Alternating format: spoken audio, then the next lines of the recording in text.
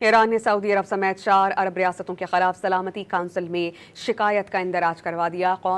اقوام متحدہ میں ایرانی سفیر نے کہا کہ متحدہ عرب امارات، سعودی عرب، قطر اور کویت کی سرزمین ایران پر حملوں کے لیے استعمال ہو رہی ہے۔ چاروں پڑوسی ممالک کی فضائی حدود بھی حملوں کے لیے استعمال ہو رہی ہے۔ امیر سعید ایروانی نے اقوام متحدہ میں ایران کے مستقل سیکریٹری جنرل اور سلامتی کونسل کو خط میں کہا کہ ایران اپنے خلاف غیر قانونی اقدامات پر شدید احتجاج کرتا ہے۔ انہوں نے زور دیا کہ پڑوسی ممالک اچھے ہمسائیگی کے اصولوں کی پاسداری کریں اور ایران کے خلاف اپنی سرزمین مسلسل استعمال ہونے سے روکیں۔ ایران نے سعودی عرب سمیت 4 عرب ریاستوں کے خلاف سلامتی کونسل میں شکایت کا اندراج کروا دیا۔